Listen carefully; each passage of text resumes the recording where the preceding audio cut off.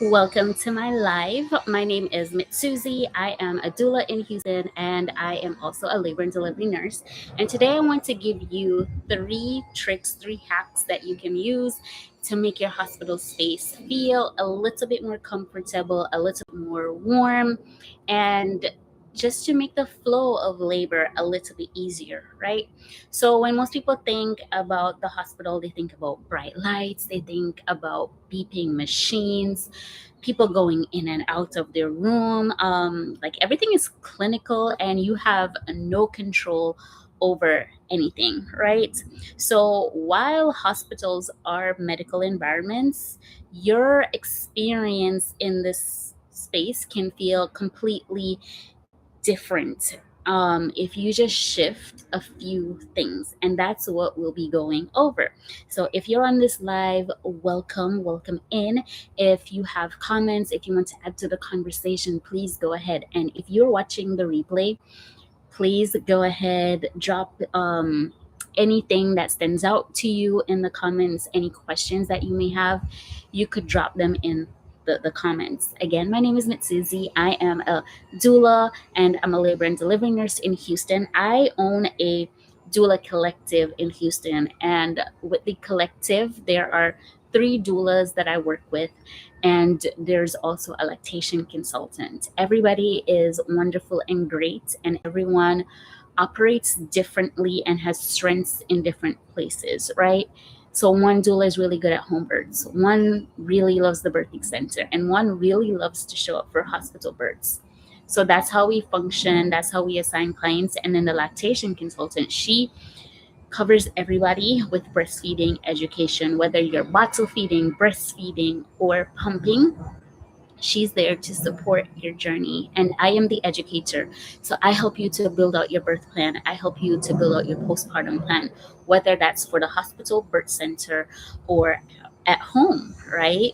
So if you're in Houston and you're looking for some birth support, you could definitely reach out to us. And there are ways and things that we could help to make your birthing process your postpartum journey really smooth and beautiful. So like I said, today we're talking about hospital births. We're talking about three things that you can do to help to improve your birth environment, to help you make feel better in the hospital space, right? And these are things that you can control. These are things that you can do, and it does not require you to argue with anyone, to fuss with anyone, to fight with anyone, right? And you don't have to feel as though you are going against medical advice and you have to pick between what you feel, what your provider is saying, what your doula is saying, right? So as a labor and delivery nurse, as a doula who loves showing up in the hospital space, I have seen some really beautiful and empowering births in the hospital, right? It doesn't have to feel tense, it does not have to feel disconnected, and it doesn't have to feel overwhelming for you.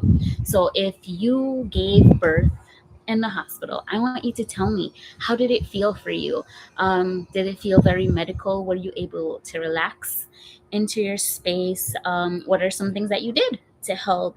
What are some things that your partner did to also help in the hospital environment, right? So, usually, if you're feeling disconnected, if you're feeling overwhelmed in the hospital space, if birth feels tense for you in that space, um, what can make the difference for you is not the epidural, it's not whether or not you're having an induction, it's not even really the hospital environment, right? It's the preparation that you're doing, right? It's the environment that you have established for yourself, and it's also the mindset that you have towards birth and labor and the hospital space or your birthing environment. And we also talked yesterday on the live about mindset and how that relates to pain and how that could make the process easier or harder for you depending on the mindset that you have and the way that you think about pain when it comes to childbirth. So if you missed that live yesterday, you could definitely go back and watch that live, learn some lessons, drop some comments so somebody could learn from you and your experience, right?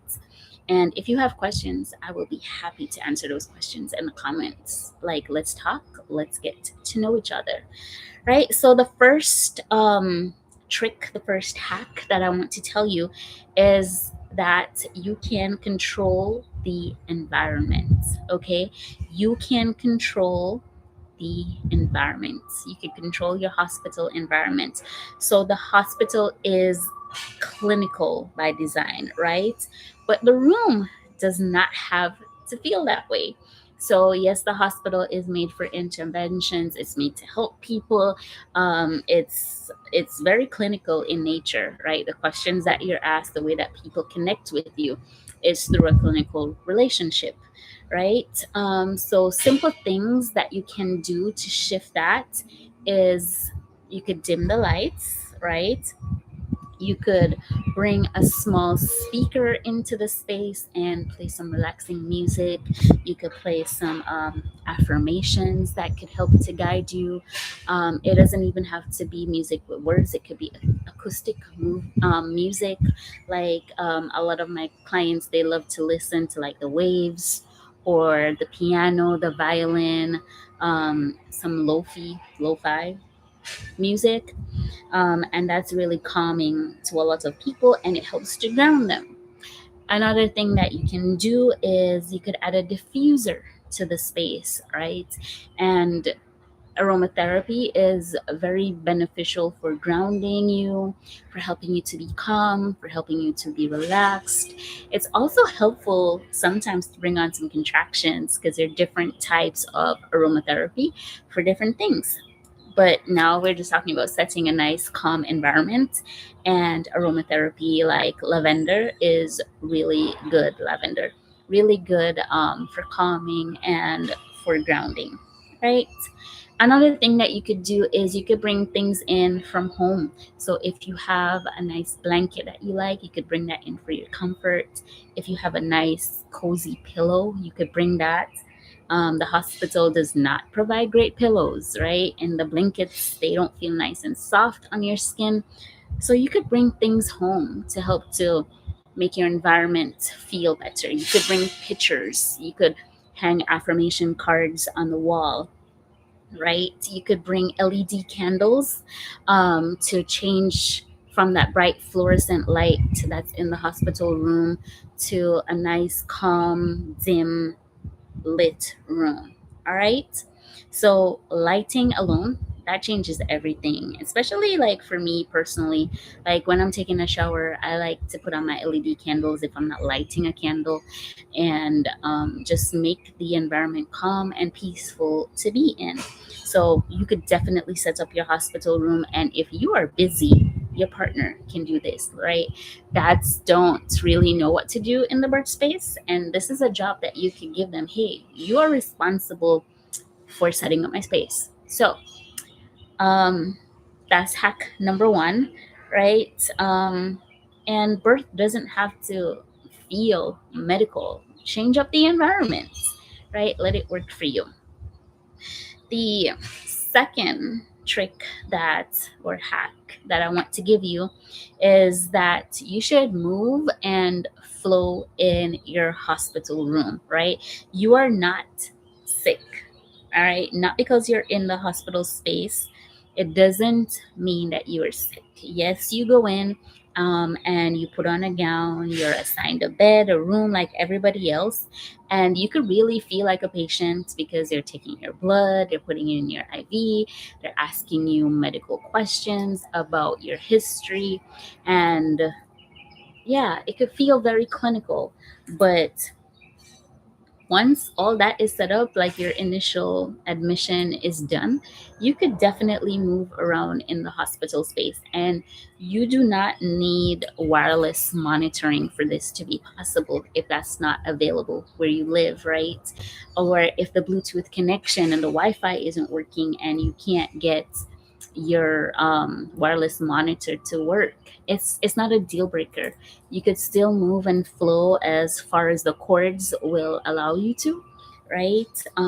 You could stand at the bedside, you could rock, you could sway, you could use your birth ball at the bedside, and you could also use the hospital bed. Like that bed could move in all sorts of positions, and you could be on all fours in the bed. You could do child's pose in the bed.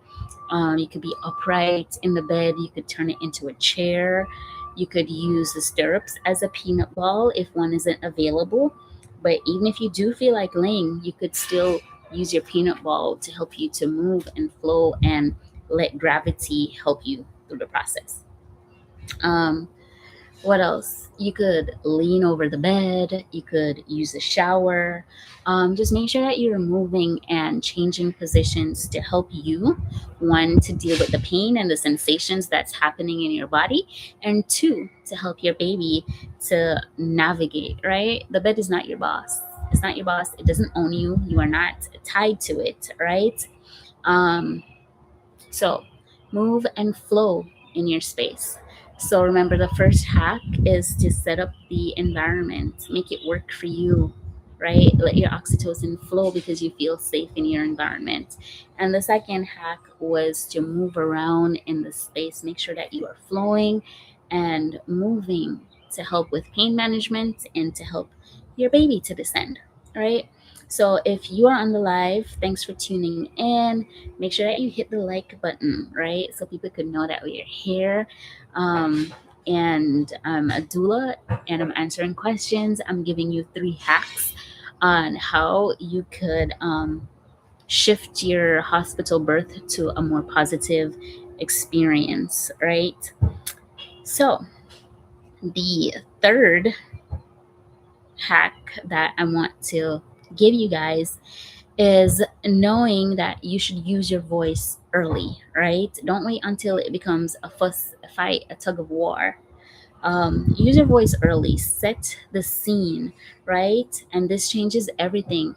When you set the scene and you set the pace for your room and the way people are going to talk to you, the way people are going to address you, right? So introduce yourself to your birth team, the nurses, the doctors, whoever it is.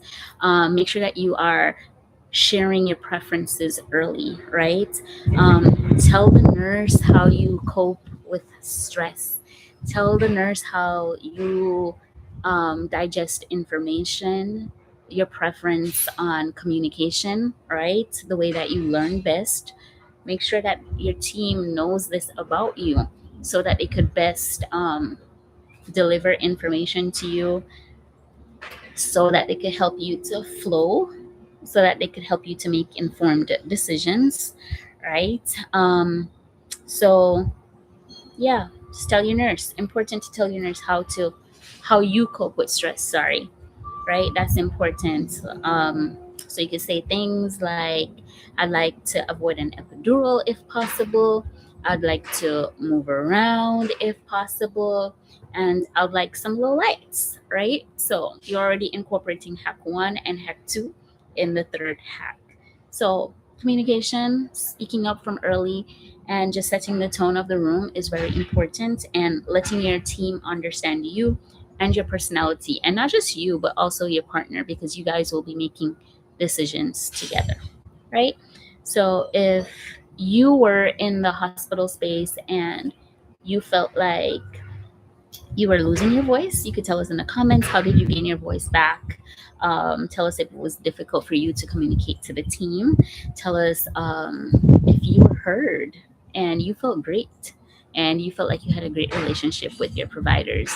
Like, positive stories are beneficial to moms, right? And the negative ones are for us to learn from and adjust and make the next experience and encounter better, right? Um, yeah. Knowing your goals is important, because if you don't know your goals, if you don't know what you want, how are you going to communicate that to the team, right? So doing some work beforehand to really get those preferences down, knowing your reasons why and why not, because when we decline things, like, we need to know why we're declining them, right? When we accept things, we also need to know, why are we accepting this? Or, yeah, just so that your team knows your preferences. Do the work beforehand, right? Do the work beforehand. And that will make communication easier for you and relaying your preferences easier for you.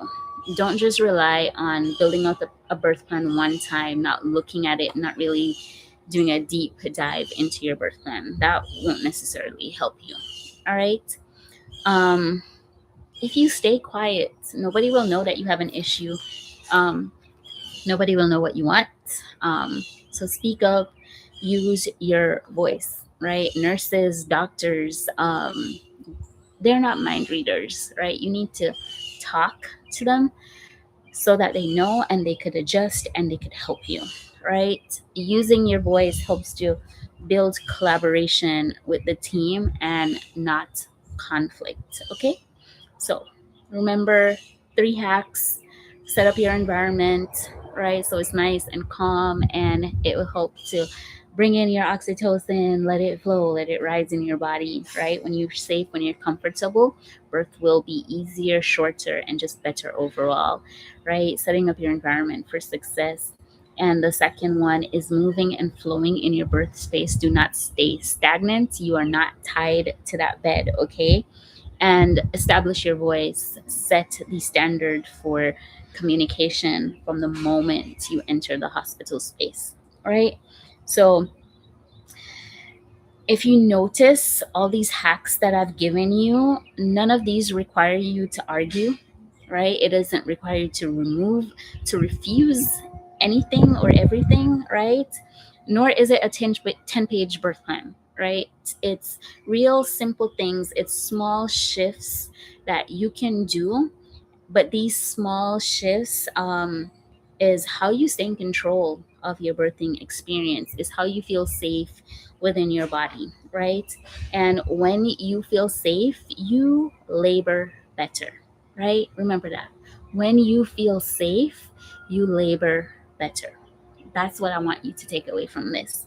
So thank you for joining me today. Remember, you can drop your comments. I will respond, right? If you're watching the replay, drop a comment, drop a heart. Let me know that this helped you in some way, shape, or form. Or share it with a mom friend, right? Share it with somebody who's pregnant.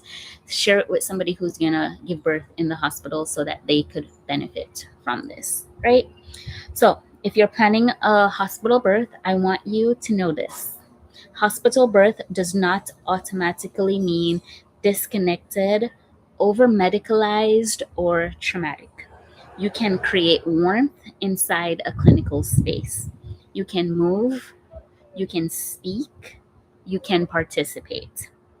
So, drop ready in the comments if you are planning a hospital birth, and if you've had one before, just tell us what made the difference for you. Help a mom, right? Share your knowledge, share your experience, share your story so that it can help to transform another mom's story in a positive way.